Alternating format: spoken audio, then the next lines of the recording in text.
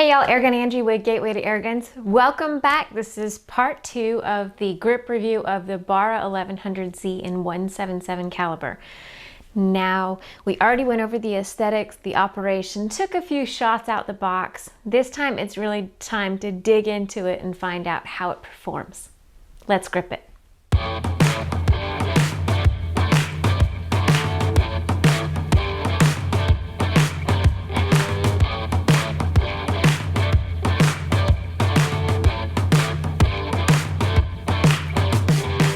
Really quick, I want to say thank you to Gateway to Airguns for making this video possible. Go check them out, guys. www.gatewaytoairguns.org. www.gatewaytoairguns.org. So first order of business, guys, trigger pull and dB meter reading. dB meter reading. dB reading.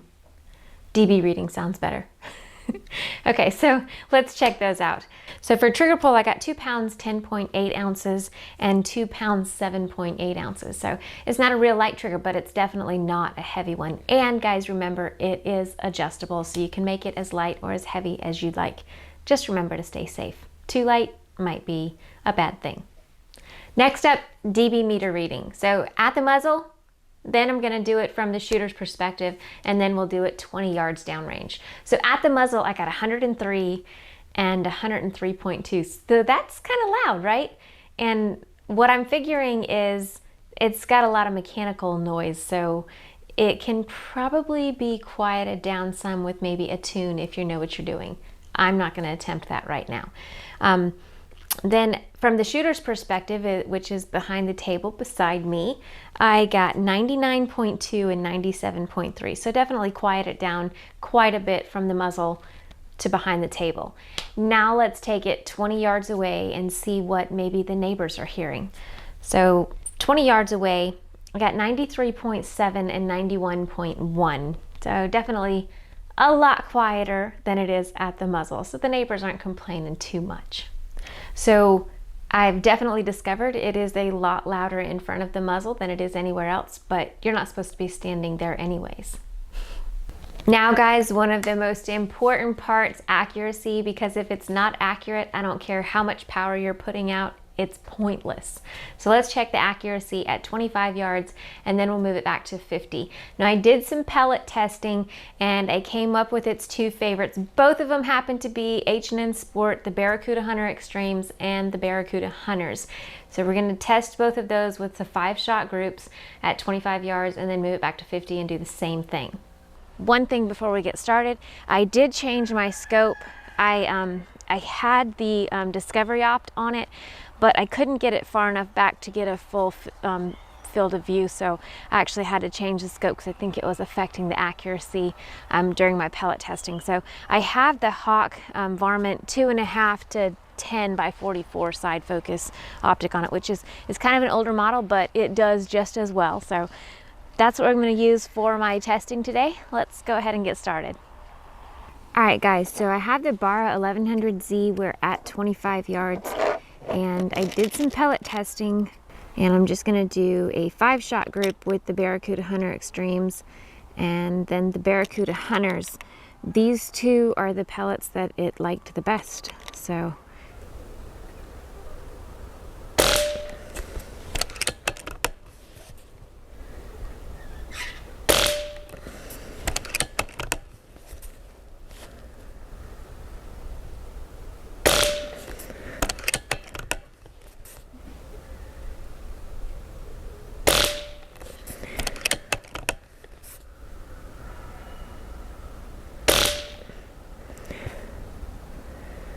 well, that's not actually as good as I was getting at the full to empties, but that's the first one. Let's try the regular Hunters at 5 yards. Then we're going to move it back to 50.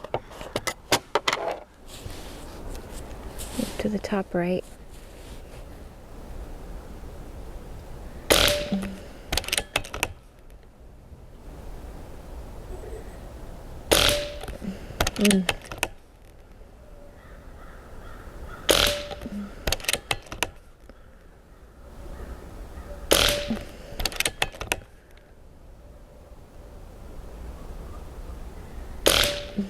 Yeah.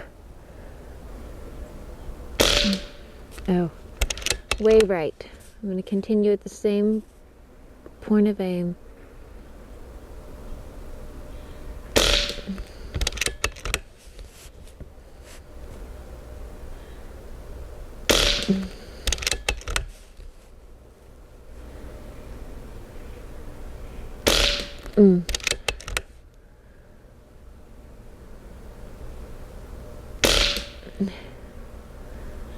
Oh my gosh. So 4 of them actually were right there, pretty good together.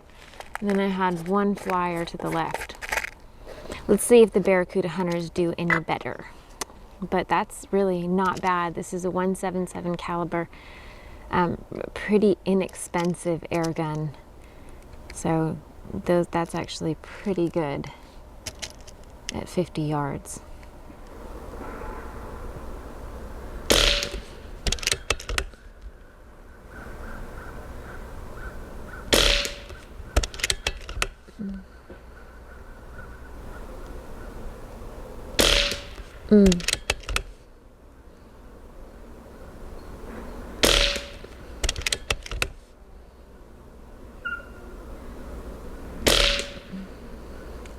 So just like it showed in my previous testing, the Hunter Extremes, Barracuda Hunter Extremes did the best at 25 yards as well as at 50. So those are the favorite. I will continue the rest of the testing with the Barracuda Hunter Extremes and let the Barracuda Hunters rest for just a little bit. Now that we've figured out the accuracy is pretty good, let's go ahead and talk about velocity. So what did Barra claim as their max velocity with the 177? 1100 feet per second. So what I was getting, and I'd always test, if you guys watch my videos, you'll see I test the RWS Hobbies. They are lead pellets, so they're the lightest lead pellet that I know of. So I don't do the lead free. I want to see how fast it'll push a lead pellet. So with the RWS Hobbies, I got 1,086 feet per second. So that's what, 14 shy of 1100. Pretty dang close with a lead pellet. And remember guys, the hammer spring is adjustable, so you can adjust the power up and down for your liking, or the pellet's liking, because a lot of times it does depend on how fast the pellet likes to fly in order for it to be accurate. I know pellets are kind of picky sometimes, aren't they? Next question, how many shots per fill? What kind of shot curve and accuracy are we getting as well? So how many shots per fill? It fills to 3,000 PSI, and the mags each hold 12 pellets. So let's see what we get. Now my chronograph did not pick up the first 14 shots. So I finished out, since I had already started shooting for accuracy as well, I finished out my shots over the chronograph, and then I just went back and filled the Barra up to 3,000 PSI and shot another 14 shots to get those first 14 shots. To pull up a summary and show you guys, it wouldn't make any sense because it's kind of all messed up because I'm missing the first 14 shots. So they're kind of bejungled around. So I went through and I figured it out myself. The first shot 1, I got 841 feet per second. Shot 30, which is halfway through, I got 1,001. And then shot 60, it dropped back down to 829 feet per second. Now, if you look at the accuracy of each mag, the first mag, beautiful. Second mag, beautiful. Third mag, a little wonky, and the point of impact has changed. It actually has raised up a little bit. Then the fourth mag, beautiful. Fifth mag, beautiful. What's the difference? Well, in that is actually the peak. The third mag is the peak of the shot curve, and you find the velocity. When you look at the results, the velocity is actually between 1,001 to 1,009 feet per second. So that is probably the issue. They're being pushed way too fast. The pellets didn't like it. They're screaming the whole way, flying crooked and landing in all sorts of odd places. So I would recommend maybe adjusting the hammer spring back down just a little bit to get that third mag beautifully. But I don't know, that last mag may suffer if you do that. There's a lot of testing to be done with this one. But it's not so wonky that I'm not pleased with it. The other 4 mags actually produce beautiful accuracy. All right, guys, on to one of my favorite parts, offhanding. I don't care how heavy, how long, how big, how chunky the gun is, I like trying to shoot them offhand. This one, it's not real heavy, it's not real long, it's not real chunky. It's actually the classic rifle style. It has good balance. I wouldn't call it compact, I wouldn't call it light, I would call it a really good quality made air rifle, so it does have a little bit of weight to it, so perfect for offhanding. Wouldn't say that, but let's see how well I shoot it. There we go. Oh, I pulled that one up.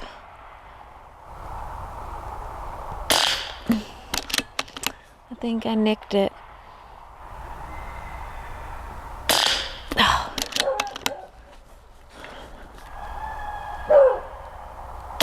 There we go. I'm gonna stick to the big 2 targets.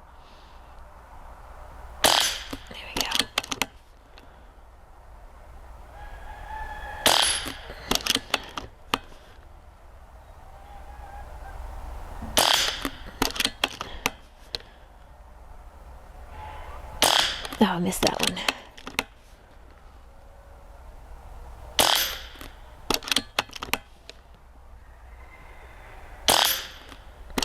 I think that was it. I need to repaint my bullfrogs. So as far as an offhand, not bad at all. So not a bad offhander if I'll stick to the bigger targets. Yes, I do shoot it better at the bench, but it's fun trying offhand anyways. So this is, I would say definitely a 50-yard gun with the right pellet. And that's pretty crazy because this is a super inexpensive PCP with a whole heck of a lot of features. And I'll get into more of those during the cons and pros section. But for right now, guys, that's a pretty good group at 50 yards. Bottom line, 60 shots per fill with about a 19 foot-pounds of energy average. That's pretty sweet. All right, cons and pros. Are there any cons? I'd love to say no, guys. I'd love to say that this gun is absolutely perfect the way that it is, but I'd be lying if I did. The first con is the safety. It's not really easy to engage and disengage. It's a lot like the gauntlet safety. The second one is this gun is kind of pellet picky. There was only a couple that I found that it shot well. And the third one, it makes kind of a funny shot noise. None of those are deal breakers, just a few small things that I found to be cons. So with that said, let's go ahead and move on to the pros, and there are plenty. So pros, there are many of them, get ready. So price-wise, that's the first one, guys. This is 300 bucks. 300 bucks for the Veil camo, 275 for the black one. That's absolutely insane. For the quality of this gun and to be that price, y'all better go get one. Other things, it is absolutely gorgeous to look at, very eye-catching. It has the classic rifle look, but it has so many different adjustability points to it. It's got the adjustable cheek riser, it's got the adjustable trigger, adjustable hammer spring, it's got the half UNF so you can moderate it and make it quieter because it is a little bit on the loud side. It fills to 3,000 PSI, which means it's hand pump friendly, guys. It's accurate, it puts off plenty of power to do some pesting. It's a comfortable shooter. It's got the Picatinny rail, which I love Picatinny rails. It's more meat, more to grab onto. It has the sling mount in the back and an accessory rail under the belly so you can sling it to make it easier to carry while you're out pesting. It also comes with two 12-shot mags. 12-shot. Most mags are 10-shot. These are 12-shot, so that's definitely a pro. It also comes with a single-shot tray. It's available in 22 caliber, and now that I've tried the 177, I am wondering if I would get the same or better results from the 22. So what do you think, Barra? Will you send me one? I would like to take a moment to say thank you to Gateway to Airguns. Thank y'all so much for making these videos possible. If you guys have not checked them out, you really, really should. If you're an air gunner, you like air guns, you like shooting, go check out www.gatewaytoairguns.org. There is something for every air gunner alive. I promise. Well, guys, I guess that's pretty much it for this one. Thank you so much, Barra, for sending me this to be a part of the GRiP program. If you guys want to find out more about Barra, because this is not all they have, go to www.barraairguns.com. And I know I should have left the W's off, but you got them anyways. So thank you again, Barra. Thank you guys so much for watching. I'm Airgun Angie with Gateway to Airguns. Y'all don't just have a good day, have an awesome one. See ya.